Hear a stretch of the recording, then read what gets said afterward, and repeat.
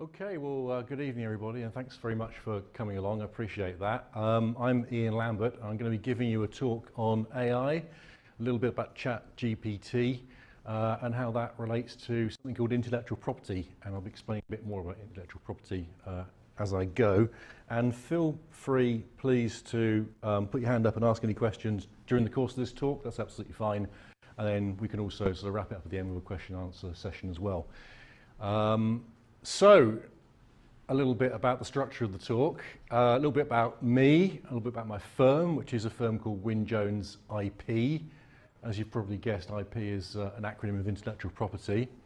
A little bit about AI, a little bit about ChatGPT, and then a question which we get asked more and more, in fact, which is who actually owns some work product or something that's been produced by AI, and that's a really active and hot topic. And a subset of that, I suppose, is the question, can AI ever be an inventor or a creator of something in a legal sense?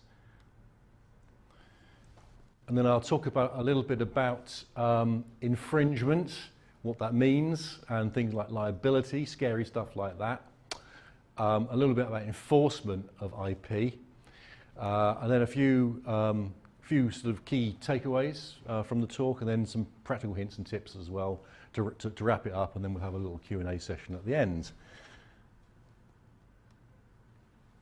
So, a little bit about me. I'm Dr. Ian Lambert. I'm a director, part owner and patent attorney at Wyn Jones IP. I am a doctor, but I can't actually cure you or anything. I could probably make it worse for you, could probably kill you actually, but in fact I got a doctorate in chemical physics, which is pretty interesting stuff. It means I'm actually sort of technically competent to handle patents in a wide range of areas actually, so things like nanotechnology and semiconductors, things like that, laser technology, photonics, that sort of stuff. So when I was doing the PhD, actually, back in the Middle Ages, I did actually do a little bit of programming, archaic stuff, and how the world's moved on. And the world's really moved on, I'd say, in the last 10 years or so, and that's given rise to this enormous development in AI, which is, of course, going to be the subject of the talk this evening. I'm a UK and European patent attorney, also a European design attorney, actually, as well. As I mentioned, I handle quite a wide range of technology, and thanks to our marketing manager who put this slide together, to mentioning that I'm also an increasingly aging club cyclist for a local club, Evesham. So that's a little bit about me. So as I said, this talks about intellectual property, so I thought perhaps I'll throw it back at you and say, can you give me some examples of intellectual property, of individual areas of intellectual property? Just shout them out, and I've given you two pretty massive clues already. Trademarks, thank you. Yes, that's a big one. Yes, trademarks, yes. Software. So software is something which can be actually protected via a number of IP rights, of which trademarks can be an example. Copyright. Copyright, very important, and software is a good example. Software is protectable by copyright. Come on, guys, I gave you a clue. Patents. Patents, yes. Patents, another big area, a huge area actually, and also very applicable to, well, I say very applicable in certain ways to computer-related inventions in general, and also to AI, but not with a wholesale applicability. There's a lot of, that's another hot topic in IP actually, how patents can be applied to things like AI and computer inventions. And the other massive clue I gave you, by the way, is designs. So actually designs is an area of intellectual property. So, and there are other areas as well, actually, and allied areas. Things like trade secrets, actually, generally, technically it's not an IP right, but it kind of falls under the umbrella. And there are things like database rights as well, which actually can be very important, of course, with software, because, databases and big data and everything. So database rights, there are the slightly esoteric rights as well. But these all fall under the ambit of intellectual property rights. And the reason they're called intellectual property is because they are just that. They are actually, in law, They are a property right, but they're to protect things that come out of the human brain, essentially, human ingenuity, human creativity. So that obviously makes you think, well, what the hell do you do when the idea hasn't come out of the human brain, it's come out of a machine? What do we do then? So that's part of the reason for having this talk. So, yeah, a little bit more about us, if you don't mind the blatant sales plug. So we are intellectual property specialists. That's basically all we do. We're what's called an IP boutique firm. We're based locally. We're based in Cheltenham and Gloucester is where we started. We have an office in Malvern, actually. We have a big interest in South Wales, in Cardiff. We have an office in London, and actually we have a little tiny, not really manned office in Telford as well. So we cover quite a spread in terms of area. But we are what I call a full spectrum IP firm in the sense that we will handle all areas of IP. So the things I've just been prodding you about, patents, trademarks, designs, either registered or unregistered, copyright, database rights, trade secrets, these sort of things. This is our sort of stock in trade. We are patent and trademark attorneys primarily in the sense that that's probably where most of our day-to-day business lies. And that's generally true, I think, probably in IP, but also these other areas as well. And really, it's the interaction of them all. It's how you deal with them all together that's the important thing. We're a UK firm.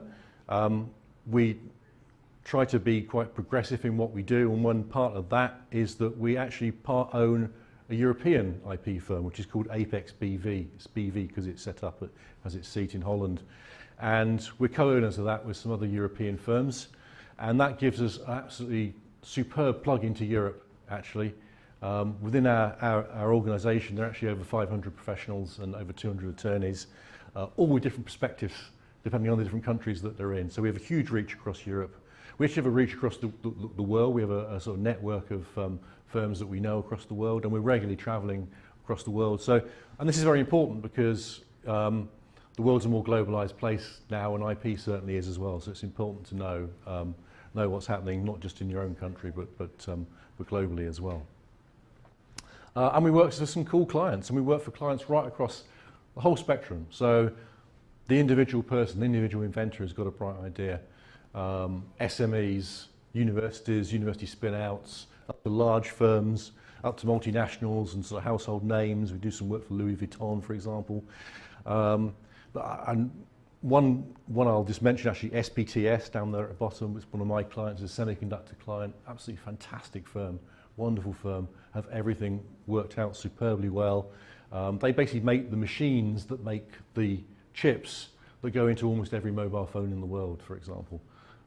So really wonderful technology that's actually invented and manufactured in South Wales.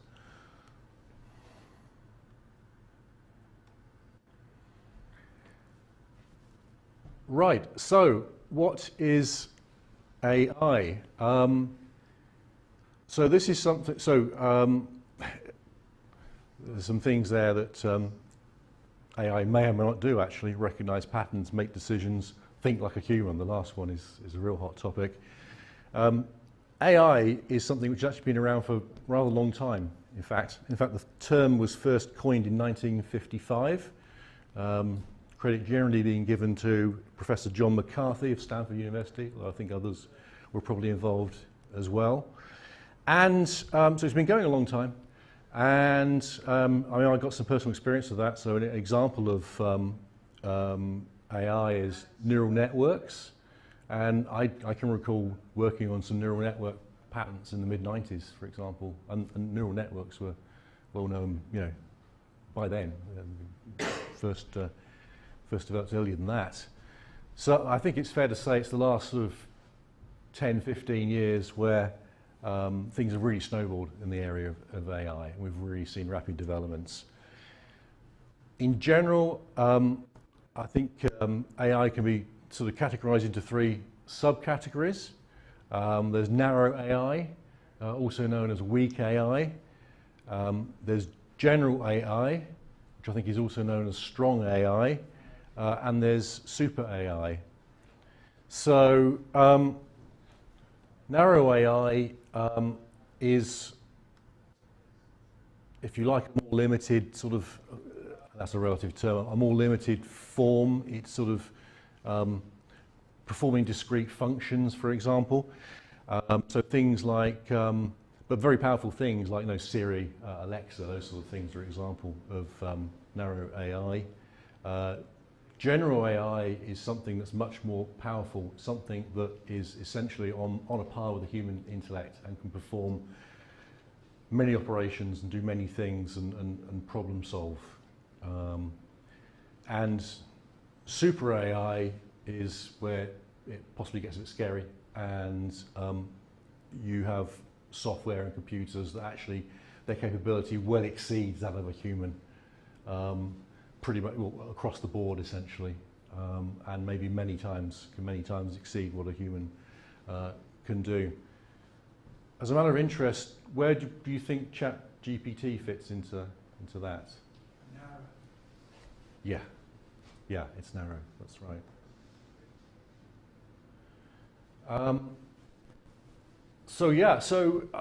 It's really exploded more recently, and we're already seeing sort of wondrous things that can be done.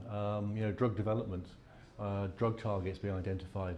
Sort of stuff being done with a matter of months that would take 10 years otherwise. Breast cancer diagnoses, these sort of things. I read an article about an app where a smartphone can detect your pattern of usage of the smartphone and detect early onset dementia from that. So extraordinary, essentially infinite range of things that might be done. What sort of platforms would you require for each of those categories, subcategory of AI? What do you need to run it on? At this point, I give a caveat. I'm an IP expert, I'm not an AI expert, so that sort of level of detail, probably best not to ask me. We deal with others in the firm who actually are experts on AI, but unfortunately you got me tonight, so I'm afraid it's the narrow IP you got tonight from me.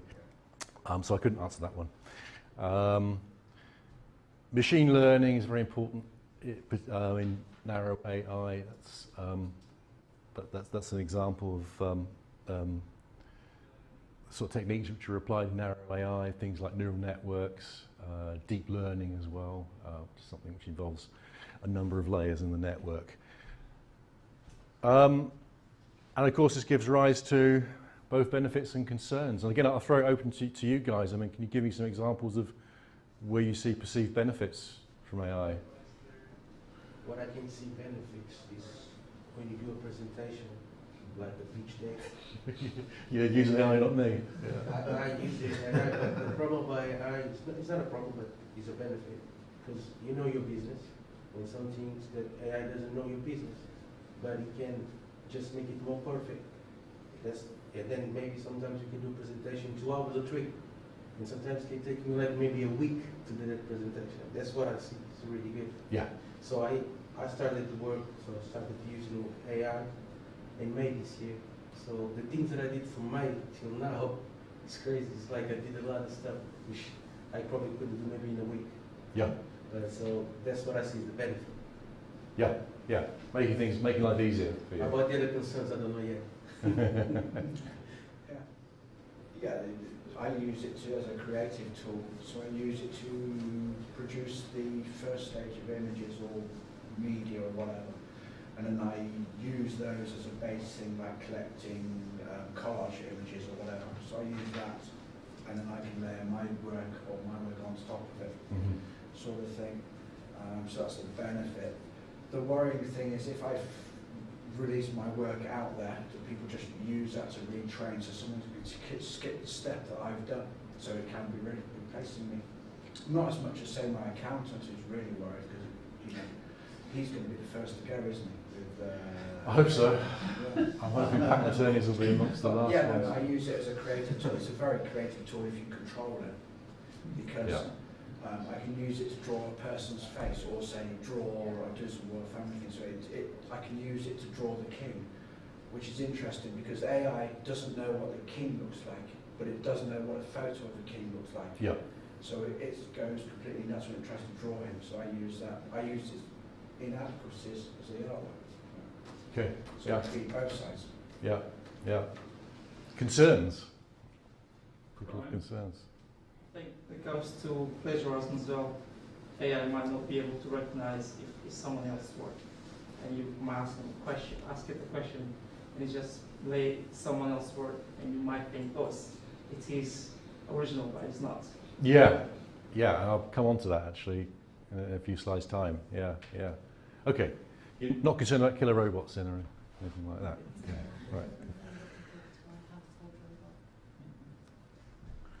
So, I'm not expecting you to read all this, but this is the open letter that was published, I think, in March this year by a number of fairly august people in the field, including experts at Apple and Meta, and also, love him or loathe him, Elon Musk as well, warning about possible risks with AI.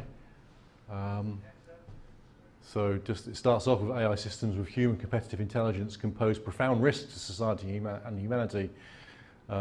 Advanced AI could represent a profound change in the history of life on Earth and should be planned for and managed with commensurate care and resources. And so it goes on. So there are both benefits and concerns, of course.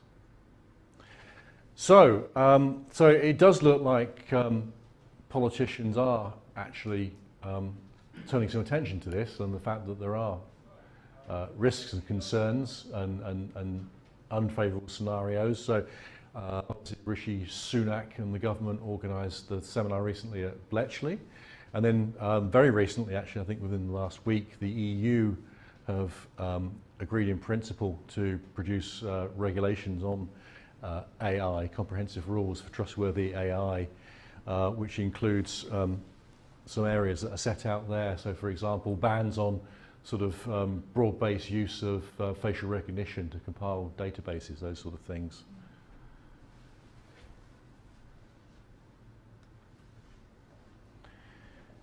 Now, right, ChatGPT. So, well, I'll just actually read out the first part of this. What is it? This is the answer. ChatGPT is a language model developed by OpenAI.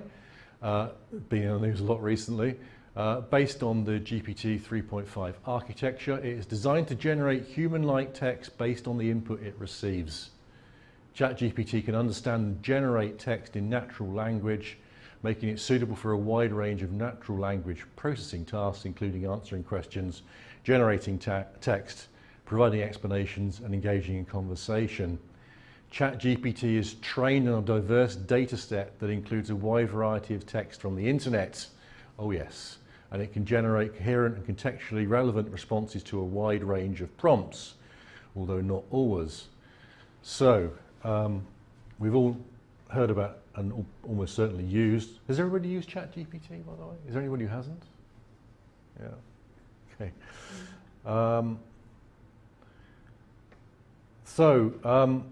There are a number of things to say, particularly from an intellectual property point of view, about ChatGPT. So it's trained on data from the internet. Oh, didn't mean to do that. There we go.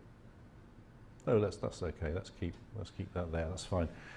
It's trained on data from the internet. And incidentally, I think the training data is about 2 years or more out of date. So you're not necessarily getting up-to-date output from it. The Queen was alive.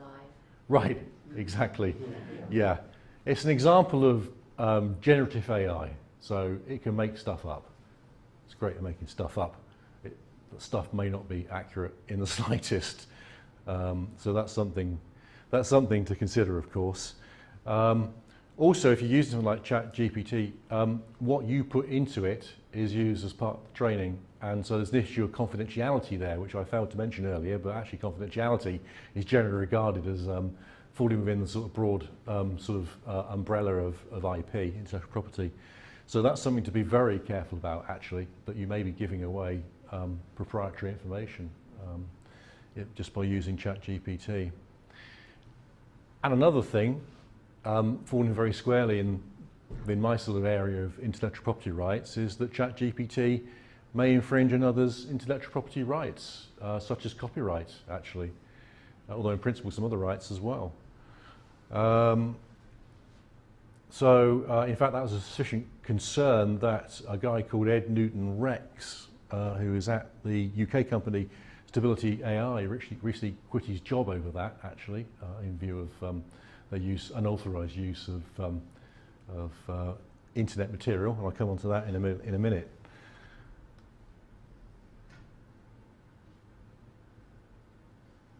So,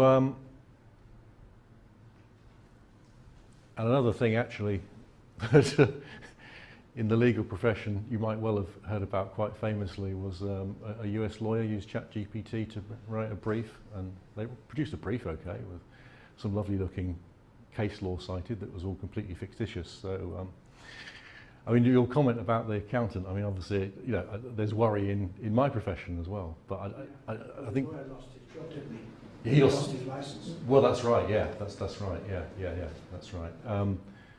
No, obviously we're all concerned in professional services that AI is going to come along and do our jobs for us, and possibly will in the future. It's at the moment there are programs that claim to be able to draft patents that are already out there. I mean, I don't think we're out of the job at the moment. I think we're in the regime that you mentioned, I think, about it helping you and actually making you do stuff quicker, which is a favourable regime to be in. But if it moves into the next regime where it's doing it all for me, then I get very worried. Even you can analyze a document in detail, like kind of make an accounting or calculation. You're absolutely right. And then he said it's right because of this, because of that. Yeah. It's wrong.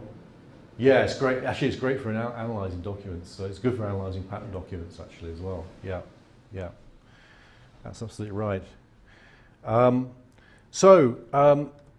There is every possibility that the copyright infringement could be involved.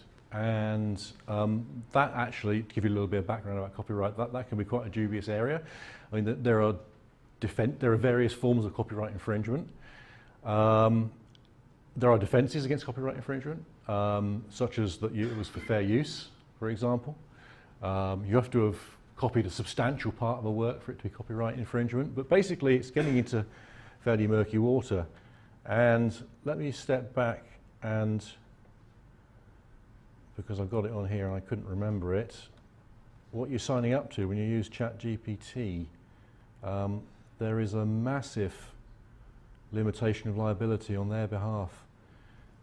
So it reads, neither we nor any of our affiliates or licensors will be liable for any indirect, incidental, special consequential or exemplary damages, including damages for loss of profits, goodwill, blah, blah, blah, blah, blah, use, data, other losses. Even if we have been advised of the possibility of such damages, so even if they knew this was on the cards, our aggregate liability under these terms will not exceed the greater of the amount you paid for the service that gave rise to the claim, in other words, what you pay for ChatGPT, during the 12 months before the liability arose, or $100. So, you know, they're not going to go out of business if there's copyright infringement. The limitations in this section apply only to the maximum extent permitted by applicable law. So basically, they're trying to put it on you, the user.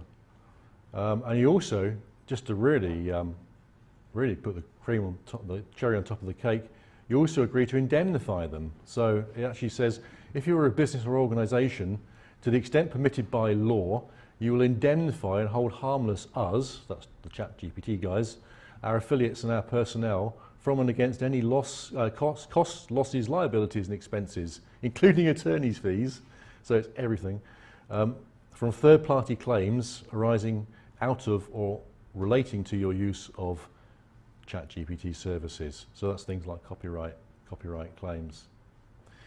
So again, to give you a slightly sort of rambling and sort of potty review of copyright, what might happen if somebody thinks you're infringing a copyright or any other intellectual property rights is that you might receive something that the Law Society would call a letter before action, and we call a nastygram. So it's basically a very scary looking letter on official letterheading from a law firm or an IP firm such as us, explaining that you're absolutely bang to rights and you're infringing somebody's IP rights, maybe more than one of them, and that you owe them a lot of money. And it's generally there to, obviously called a nastygram for obvious reasons, it's there to scare the hell out of you. So, and if that should happen, I would highly advise coming to see somebody like me about it, to see what sort of position you were in. Is it very costly if you do that? Does it depend on who the person is and what you've used? Can you just say, I'm really sorry? Well, I mean, you know, sometimes you can. how much So- does so- it matter to so- them? sometimes you can. At the end of the day, And you take yeah. it down and you remove what you've used? Uh, Or does it depend on how far it's travelled? Yeah, that's absolutely right. It is a case-by-case basis, and you can guarantee that obviously the nasty grams written by the representatives of the third party, and you know, who are charging lots of money, so they're going to make it as scary as possible and tell you that, you know, they want the blood of your firstborn, etc., etc. But at the end of the day, it's if it's settled out of court, and actually in the UK most matters are settled out of court. At the end of the day, it's an agreement. It's a negotiation in part. It depends who wants what. Yeah, if you personally use something and you don't have any money, and you haven't made any money from the use of the item, that must be quite difficult to Well, force you to pay it back if you just don't have it. That's right. I mean, business they need to have suffered damage, and they need to explain what that damage is, and for it to be sensibly quantified. So I'm not recommending anybody to fly in the face of IP rights at all. But yeah, you're right. I mean, you know, you're not necessarily going to have to sort of pay $1 million in damages or something. It depends on the reality and the actuality of the situation. Okay, brilliant, thank you. I was going to say the same thing. I just wondered, because like Hugo Boss, renowned, aren't they, for going after people who accidentally use part of their name, sort of thing. So, but they don't really want money. So I presume is that most companies just want you to back down. Yes, If you I mean, haven't made money out of it. if you have made money out of it, yeah, they just want to body they're you. trying to squash it. Yeah, but that means, so Hugo Boss, like all big fashion, the brand is everything.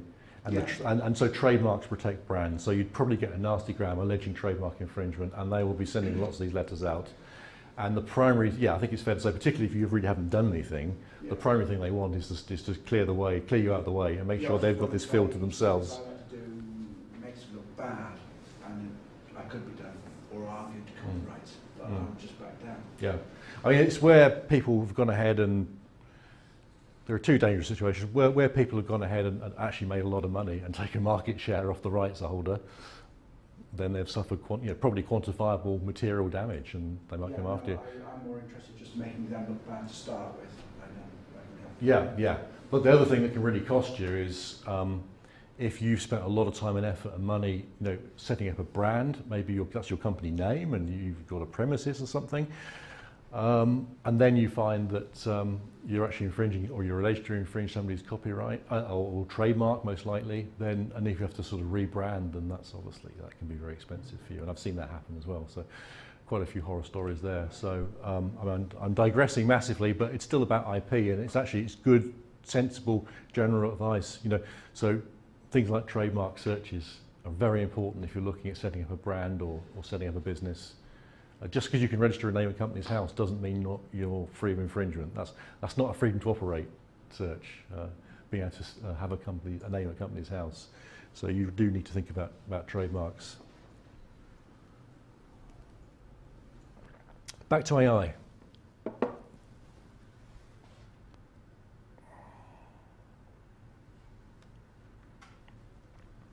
Yeah, so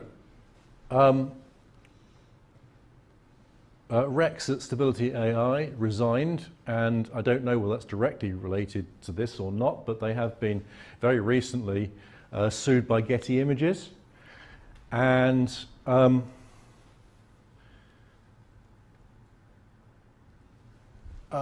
think there's been action in the US, and there's also an action in the UK, actually, which is ongoing.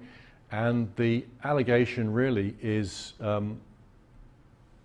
precisely what I was talking about earlier, that Stability AI basically sort of scrape images from the internet. And the allegation is that they've scraped something like 12 million plus copyright images that are owned by Getty Images, and they've done that without paying the license that Getty Images use as a business model for use of their images.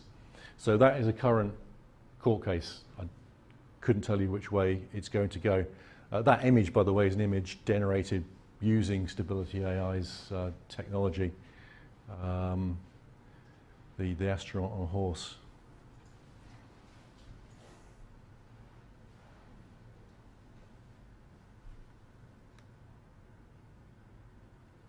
So this is a question, as I said, which is really becoming a hot topic. We get asked it all the time. Who owns AI-produced work?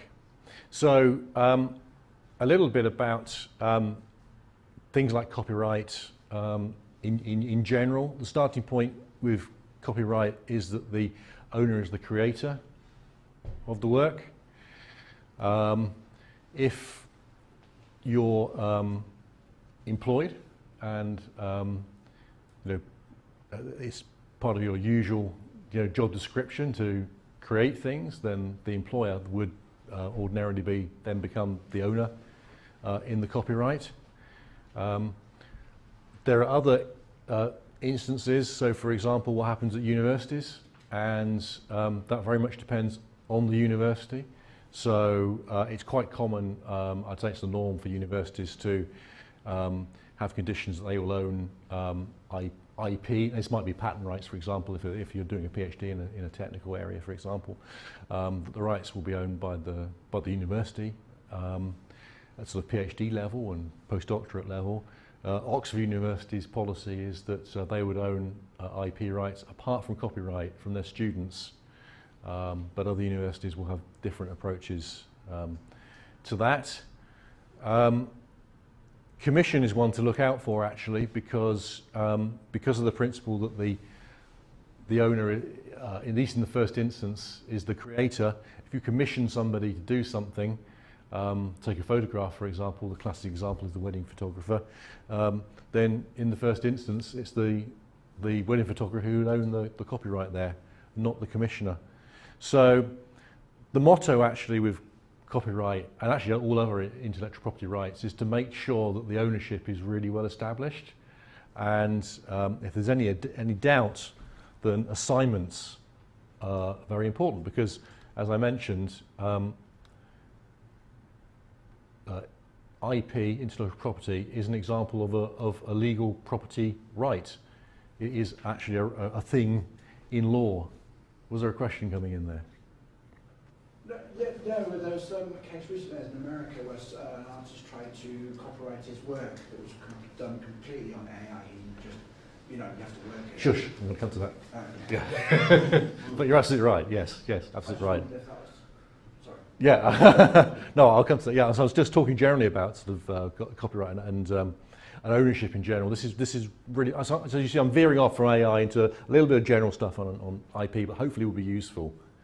One from photography, image rights of people's faces in sports, massive amounts of money Yes. are being charged, or exchanging hands because of footballers and their faces. Indeed, yes, that's right, yeah. And then you find things like trademarks, the CR7, that sort of thing, all comes into it as well. Just essentially you're increasing the value of a brand at the end of the day. Yeah, absolutely right. Yes, the value of the brand is where this football star is. Nobody bothered about League 1 or 2, but the Premier League or Champions League, of course, people are very, very bothered about. Yes, exactly, yeah.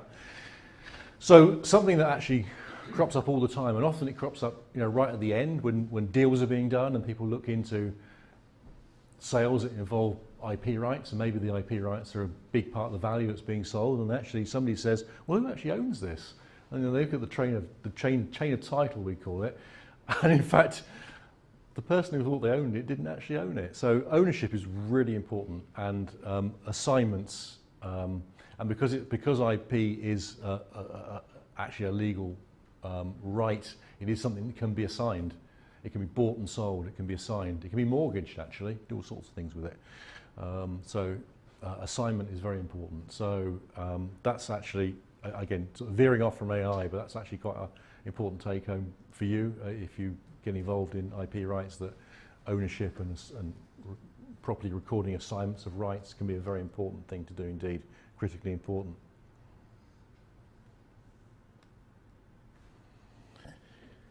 Yeah, so, but circling back to AI,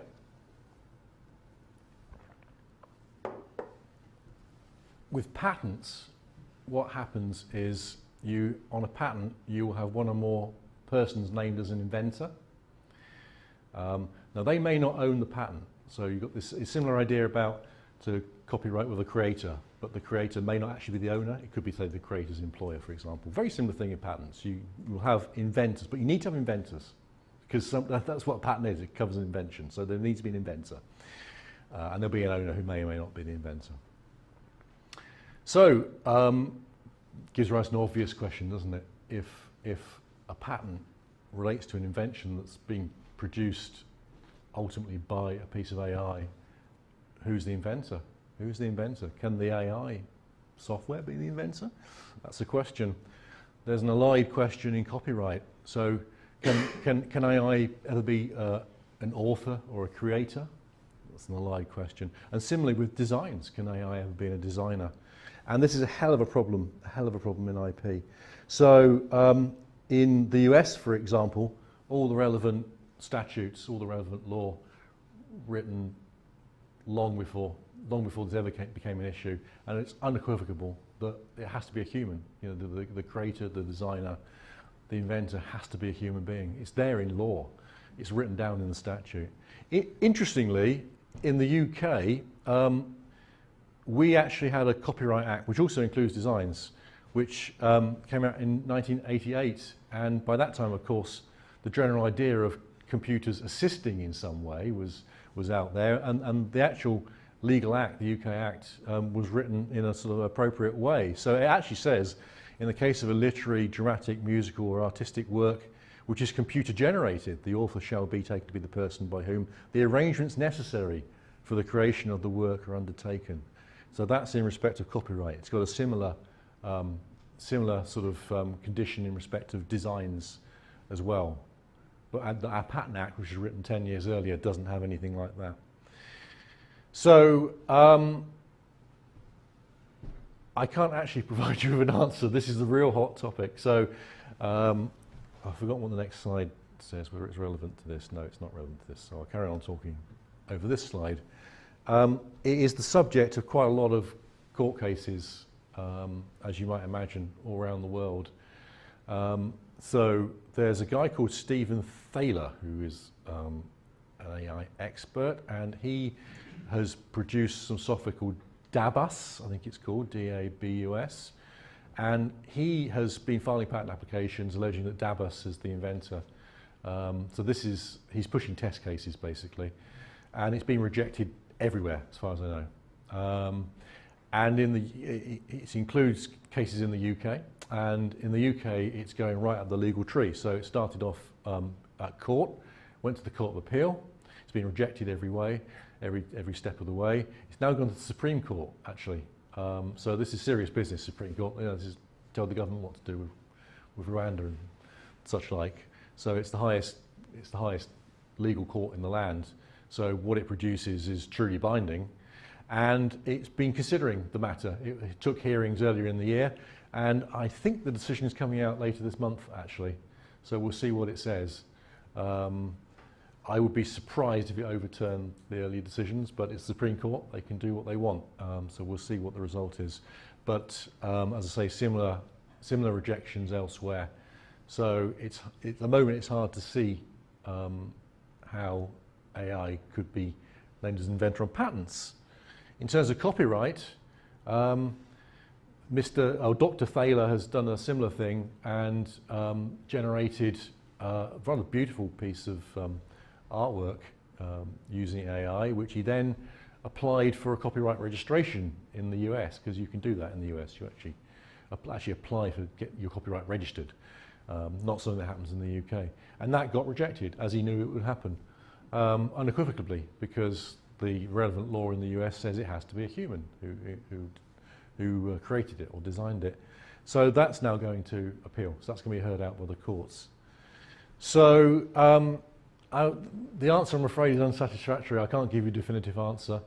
The way it's pointing at the moment is against AI being able to be registered as a creator or inventor or designer.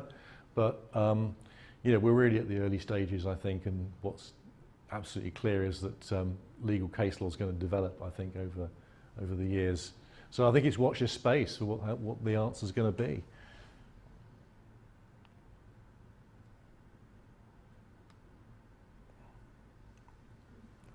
So Well, some tips, hopefully they're practical, and some takeaways. I mean, I think we all know AI is here to stay.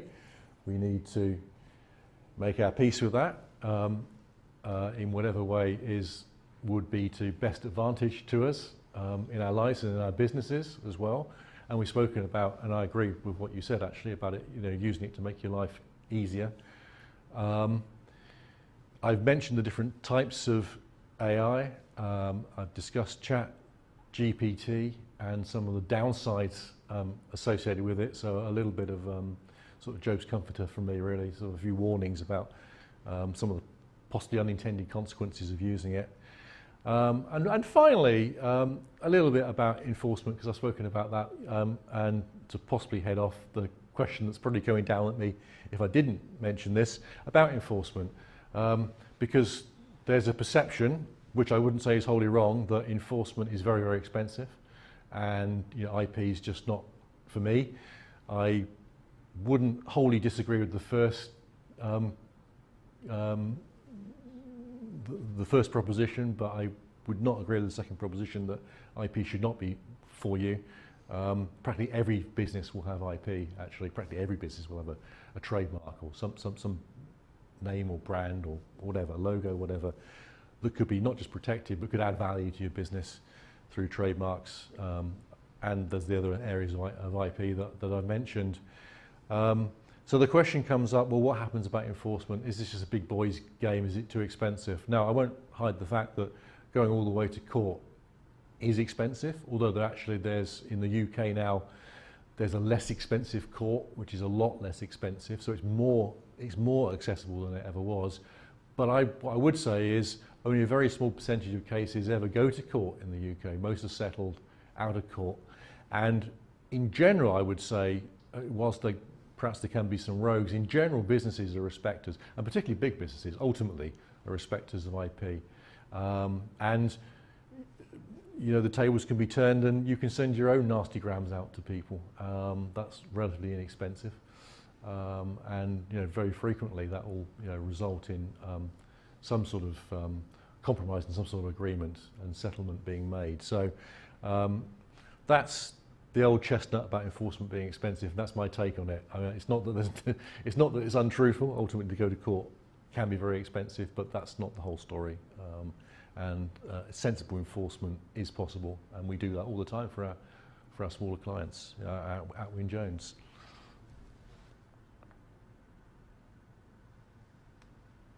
So, thank you very much. Thank you very much for coming and listening to me, and also for engaging with me during the course of that talk. By the way, that's a computer AI-generated image.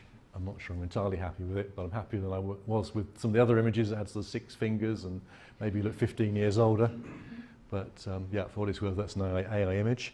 So thank you very much. And if you have any questions, further questions, please shout out.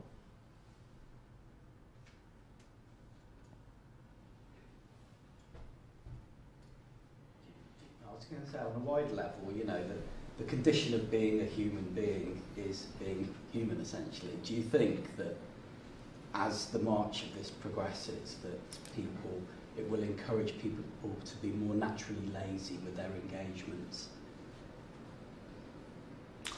Well, that's kind of above my pay grade. I could speculate naively. You could say that maybe that's the way tech's made us go in general, and so why would this be any different? I think it's going to change things quite profoundly. Exactly how, I think it's hard to say. I mean, there are lots. I've read stuff from various futurologists about how things might go. I think what also makes it difficult to predict, I think, is the pace of change, because the pace of change is so quick that things happen so quickly and take you off in different directions. So, which is a long-winded way of saying I don't think I'm going to answer that question. Thank you very much. I'll sidestep it. Was there? Yeah. Yeah. So I've got 2 questions. The first is, so we kind of touched on how the use of AI is basically streamlining some processes, cutting down time. I went to another talk that touched on AI and IP, and they focused a lot on how something like patent drafting is something that could be reduced massively, or Yeah. like the time spent on pattern drafting Yeah. could be reduced by use of AI. Yeah. Do you think that means that AI is going to sort of catalyse a change in the way that IP firms train trainees?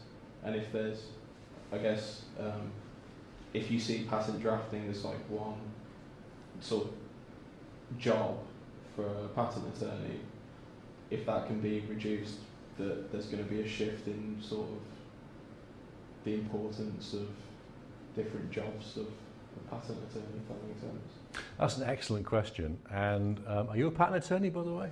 No. Do you want to be a patent attorney? Yes. Yeah. Okay. I thought. Yeah. No, I have. Yeah.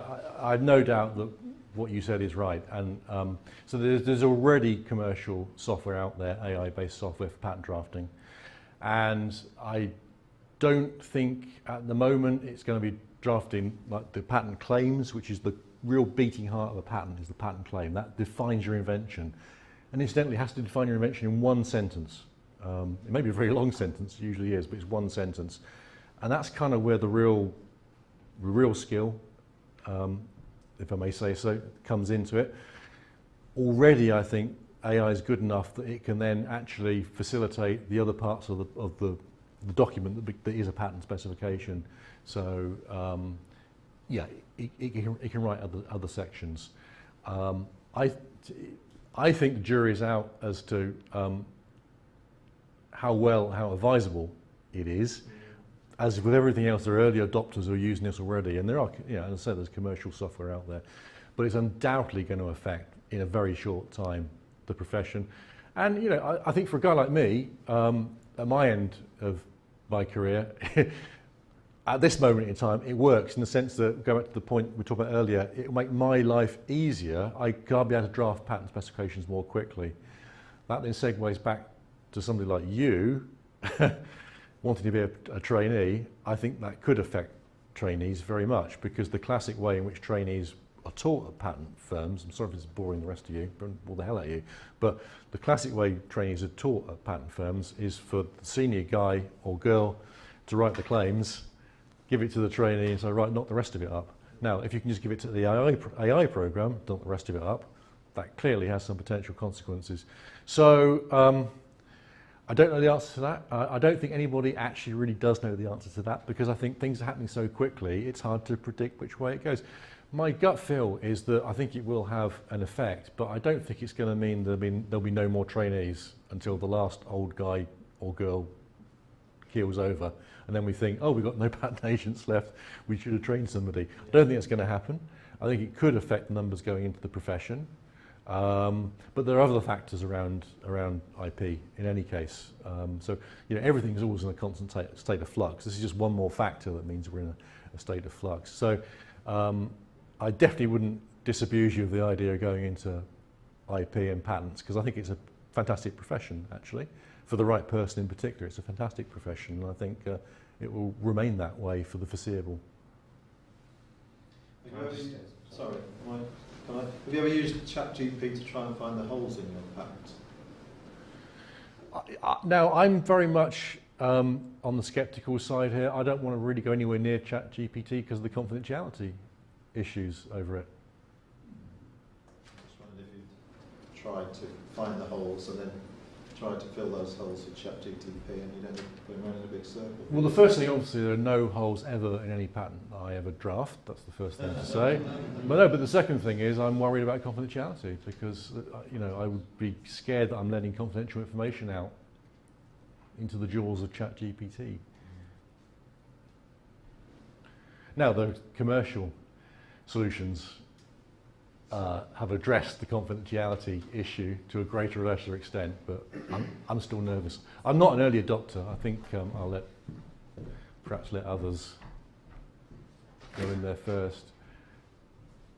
Was there another related question? I was just going to add on to the gentleman who was talking about. I think what it's going to do, I think it's an added resource and a tool, and I think it's just going to improve your job, and as the gentleman said, it's going to make you more efficient, time efficient. It's the same with phone technology, because now on the device we're taking pictures, sending emails, scanning it, doing a lot of things. So I think it's more of a resource than it is. And as the gentleman said something about loopholes, ChatGPT, I'll answer it, not talk to, but the point I'm trying to make is, I think it's more of a machine learning thing, and eventually AI is going to be a reality, to be fair. And the pace that it's going at, and the way the government's pumping money into it, it's going to take over a lot of jobs, I think. And again, I think it's going to make it, streamline it, more efficient, I think. That's my personal take on it. It's going to take jobs, I think that's for sure. But these things are hard to predict, aren't they? They I remember, are. you know, especially old with my medieval coding. So there's a point to make actually. I remember when I was, you know, very young, and you know, computers were just really coming through into the commercial mainstream, and all the talk then was, computers are going to, you know, make our life easier. We'll have lots of leisure time because of computers. Yeah. All that's happened since is we worked harder. We work harder now than we did 40 years ago. You know, so they can work through in unpredictable ways, I think. Because I think government's already thinking about it, because if the jobs are taken, then what's going to happen? Like, you know, obviously they're trying to balance the risk factor as well, I'm guessing. And that's probably going to be reflected through regulation, I think. Was there another? So the question is there a ChatGPT proof or AI proof job? Will there be any? Because it looks like AI will cover pretty much 99% of what we do now. So is there any job that you think might not be affected by it? Yeah, at this point I use my horrible caveat that I'm not a real AI expert, so I don't think I could answer that. But certainly you'd say an awful lot of things look to be at risk, don't they? I mean, particularly when you step up to, you know, the other levels of AI that I'm talking about, the general AI and the sort of almost perhaps godlike super AI, that, you know, by definition, they're able to do things or exceed what the human can do. So yeah, I think you have to say that there are clear issues there. Is general AI still on the wish list though, or on a science fiction type thing? Because it would have to be just bring AI in and it would know how to do everything. As I understand it, the line is that it's a wish list. It's not achieved. What's happening behind closed doors in labs, you know, we don't know. But again, the pace of change is so rapid. And I say I'm not an expert on this. From what I understand, though, you know, if it's not achieved yet, I think the indications are it will be achieved pretty quickly. General AI is really is human, isn't it? I mean, because it's all encompassing. The limit is processing speed. I think the catch-up that we're witnessing now is just the fact that AI has been around for some time, but the processing speeds have just improved exponentially. So now it can be used to do things that look human, but it is not human. It's just a tool, and that's all it is. It might be a fantastic tool, but that's all it is. And as for the jobs, yeah, it probably will take a lot of jobs, but you know, I keep harking back when I talk to my son. When I was his age and he's middle university, my job didn't exist. You know, well, there were some programmers around, but they were all really highly paid, very technical people. The programmers are, I wouldn't say 10 a penny, but they're proliferating that. They're there, aren't they? Like, lots of programmers. I was talking to 8 programmers today, whereas, you know, when I started out, I would probably talk to one every 6 months because they just weren't there. So the opportunities will change, the jobs will change. We'll be doing different things, and hopefully more interesting things. You know, I don't like writing copyright for anything. I'm sure writing a patent can be pretty boring at times. Yeah. So if the gist of it is there already, and you're just filling in the blanks and using your intellectual skill to make it watertight, then yeah, fine, that's great, that's really interesting. But the jobs will change. There will be jobs there, but they'll be different. I don't know what they'll be, but they will be there. Yeah, I completely agree with that. I mean, every time there's a disruptive technology, everybody thinks we're all out of a job. It's Armageddon time. Yeah. It hasn't proved to be the case yet. I don't see that changing. I think that's absolutely right. Yeah, I mean, it's made me reflect actually on what I do in a working day in my profession, and you know, there's a lot of stuff that really is just grunt work, and you know, typing things out and that sort of thing, doing stuff that you pretty much do every day, but it's not quite the same. So you haven't got a template. That's exactly the sort of thing that AI will be able to do for you. In writing a pattern, how much judgment, human judgment, is required? And could that ever be replicated by AI? There's a lot of human judgment required, but I think it will be replicated. I think the question is at what rate. And if I knew that, I'd probably be able to adjust my retirement plans a bit more precisely. Yeah, absolutely. Yeah, I mean, everybody in professional services, I think, thinks there's some sort of target on their back. In patents, we may be deluding ourselves. We We think in general that it's one of the more difficult skills to have, and so therefore the delusion follows thus. You know, if it comes for all professional services, we might be amongst the last to be picked off. Whether that's right or wrong, we don't know. But yeah, there's human skill and judgment, but you know, a lot of it is learnt stuff. When you think about it, a lot of it is learnt. It's learnt stuff plus that you know, indefinable human characteristic of judgment calls. I think the disadvantage that AI has in comparison to us is common sense. I believe so. That's what it makes us humans. The least common of all senses. And therefore difficult to achieve. Ian, sorry, that computer-generated image of you is bothering me. Yeah, it bothers me as well. What's going on with that breast pocket? Yeah, exactly. Yeah. Yeah, that's right. That's right. You're absolutely right. So the devil's in the detail, isn't it? I mean, on a quick scan, often they look fine, and then it doesn't actually, you know, like the court citations don't stand up to any kind of close scrutiny. Yeah, that's right. I mean, look at this weird pocket here. Yeah. And look at all these lines that aren't there in reality. So is ChatGPT failed, or is, as someone said, it's actually in front of the curve rather than? No. I think it's a mistake, isn't it? Yeah, I It just doesn't know it's a mistake. It doesn't know. Yeah, it doesn't. Yeah. It doesn't know what he looks like. It It's knows got off what at the 10. photos are. Yeah. It only knows what the photos of him look like. So it's compiling, say, 2,000 images of a jacket. It's generative. And It's seeing generated the something. pocket, it's in different pockets, so it just compiles them as layers and makes its best guess of what that pocket should look like. Yeah. Yeah. The eyes are usually, aren't they? But on the AI Teeth as well, generation- isn't it? Teeth are very difficult. Sorry, Yeah. it's fakes. Sorry to interrupt. Yeah, please. I was just going to say, ChatGPT isn't the only one, because I used Google AI this week and it was the best. Right. For what I needed, it actually answered the question better. Right. And I used 3 different ones just as a test. Right. Oh, Right. Yeah. That's really interesting. I think they rushed ChatGPT out I mean, it's and brilliant. Google were Like, furiously. you know, it's still amazing. Yeah. But Yeah. I wanted a specific answer, and actually with the Google AI, Yeah. just stuck it into Google right there. Yeah. You were Yeah. testing it. Gave me the answer I needed. Yeah. Yeah. So I didn't have to waste hours of my time doing Mm. a presentation for tomorrow that's horrendous and will be. And I don't really care if they look at it and think that's generated by AI. I don't care at all. Save me hours of my life. Yeah. As long as you weren't You giving still away, answer that as long as you weren't one. giving away critical confidential You know, information, And yeah, it's probably okay. it's just a generic question. Yeah. Just took the The next big change on the horizon is quantum computing, because if you put that with chat with AI, then yeah, It's then like there's a big threat there, because the processing power then will go just exponentially. Yeah. Absolutely. Yeah. Absolutely. So Moore's law continued. That's the next change. Yeah. Quantum computing. Yeah. That's right. Yeah. But that's still some way off. So, Think? well, Yeah. it's It's been around for a fusion while. power, It's it's somewhere always in the been UK. Precisely, but in other countries are a bit more advanced. Mhm. Sorry, there was a question incoming there.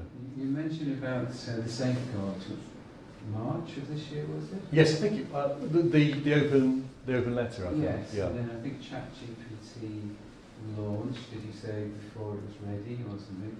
And then, Well, and then everybody else I think filed it was in very option early. to be left Yeah. behind, so Yeah. Google and so Yeah. the safeguards fell by the wayside in terms of grabbing the profits. Well, I mean, at risk of mission creep and talking about things I'm not really competent to talk about, I'm not sure many of these companies are too concerned about that. I think leave the safeguards to the politicians. I mean, there's a real race, and there's a real spread of risk taking as well, aren't there? So I think the question was, is this true that everybody didn't want to be left behind and then launched perhaps before everything was ready, despite the call for the Well, it certainly started an arms race, yeah, and I think there's a spread of opinion amongst the experts as to what pace people should be going at and whether you should be cautious or less cautious, and I think reading the runes, that's behind what happened to OpenAI, isn't it, recently? It's to do with the attitude to risk, and it may be that the risk takers are in control at the moment. So really, it's like every new development and every new technology. The early days are like the Wild West, and everybody just goes along doing what they want to do. And at some point, and when that point occurs can vary, there'll be some form of regulation or some attempt to rein it in and control it. I think we're just going to see that play out in the next 5 years, my guess. But if there's a, we talk about the dark web and all that sort of stuff going on, so, that's going to eventually end up in there, isn't it? That sort of dark side of AI. Well, that's the concern, isn't it? Yeah. That it could design a nuclear weapon or some, lab virus or something like that. Yeah. No, I think it's more, it impersonates me to phone my mum up for a bank detail. Yes. Yeah. Yes. Exactly. Yes. Rather than really scare things. Yes. Yes. I can impersonate my voice, I can phone my parent up or somebody I know and say, I'm stuck, can you please just give me the bank details to get a taxi or Yeah. You never know already. a hotel room or something, because I've lost my wallet. You never know already. Well, that's just another variant on all the cybercrime we have already. So that's a sort of linear step. Deep fake stuff. Yeah. Ian, are you picking up any trends in what you're seeing, maybe more specifically around education? I mean, about how AI might undermine scholarliness and that kind of stuff? Because I'm just thinking, that the UK's got quite a proud history in that kind of activity, and I'm just thinking there's a lot of scope for that to be undermined, isn't there? If it all Yeah, I becomes think that's a very huge easy? problem for universities, Yeah, for yeah, example, yeah. and schools as well. Absolutely. Yeah, plagiarism and well, sorry, not just plagiarism, but using something else and passing it off as your own work. Yeah. There's quite a bit already. Well, you'll see some universities, because they don't have an answer immediately, are actually stating they won't accept AI-generated work. So they're kind of putting that out there already a little bit to just give themselves a little bit of breathing space before they make. But then there's another argument that people say, well, you need to be better at how you test them, which I don't have an answer for that, but it's an interesting argument, right? Yeah. Do you know what I mean? Instead of just giving them an essay question that they can just find the answer to in 5 minutes, find another way. So maybe that will all just change. I just wonder how many years ago universities would have said, no, you're not allowed to use the internet when that first came and seemed to answer, write essays and stuff. There is a plagiarism app. I know my Yeah, son, they when use he- Turnitin, don't they? when he writes something, it's at university now, when he writes anything, he puts it through the plagiarism app first, and it tells him essentially sure. to say, Yes. it's obviously not. But the issue here is not plagiarism; it's something that is original. It's just that it's not your original work. It's AI's original I work. think you just have to accept it. I don't think you'll be able to detect it. Although I must admit, on LinkedIn, if I read something, I can tell. When I read something on LinkedIn, I think that's just AI. In fact, my daughter posted something to say how to detect AI on an illegal document, which is training to be a solicitor. And so I wrote a piece in ChatGPT and posted it in response. And her response was, I knew somebody would do this, but it was me. So it is a strange thing. But she said, I knew it was generated in ChatGPT. Sometimes you can spot it. Presumably, just going old school and having like pen and paper in an examination hall and people walking up and down is probably the best deterrent, I'd have thought, against AI-generated exam answers. I don't know. But the argument then is, if it's okay, what's the problem? Mm. I suppose that's the thing. Well, it actually goes back. By the way, this is great. This session is great. You think it's okay, but if somebody who's 30 actually doesn't mind, they're not offended by the answer. Yeah. This is great that it's gone so far above my pay grade, actually, on AI, and we're talking generally. But I mean, I think it goes back to your point about, we will adapt, but how that adaptation is, what it will look like, it's hard to predict at the moment, and I think it will change our view of what we are as humans and what we expect to do as humans and how we interact with AI. So it feeds into your point, actually, isn't it? Perhaps at least in some areas, it will just be accepted that you do it. But perhaps we'll move on and find different areas. I don't know. I think these things are hard to predict. I don't know, you know. Innovation, Yeah. that sort of thing. Yeah. Writing an assignment will become a learning experience because they'll be taught by ChatGPT rather than reading the books. Or a teacher who's awful. Yeah. I think we're only having this argument with people for years on different notes because, as you say, it's all about how you got there. But for years now I've been arguing with people who do pure photography, digital or chemical, but just photography. And they go on about how they want this great image, but then there's like, all those persons cheated, or my work might not be good because I will do whatever I need to make my finished piece of work 2D or 3D or a sculpture or whatever. I do everything in my power to get my vision out. Yeah, So I could use lots of photos, I'll put it through AI, or I use some AI, and I'll just layer everything up till I get the image that I want. People tell me that that's not art, it's not photography, because I've made up this, you know, I've used some photography techniques at the end to print it in an analog way, but it's not photography. What about So we've been Photoshop? arguing that, yes, What exactly. about Photoshop? Yeah, I use Photoshop, but I heavily use that, and I might use 20 images in one image and then a load of other stuff. And people tell me that, you know, you can't enter that in a photography competition, or you can't show someone this, or it's cheating. I get out of it. What about being an architect? Yeah. And then you see all these things on Instagram, like perfect buildings. Like, Oh, there's a lot of those, isn't there? Yeah, this is my perfect holiday cottage with the snow coming down, and you know that that's never existed. but sometimes you can put it into reality. Yeah. So Yorkshire Water web page using images of Herefordshire, I think, comes to mind. Yeah. That's a bad choice, though, isn't it?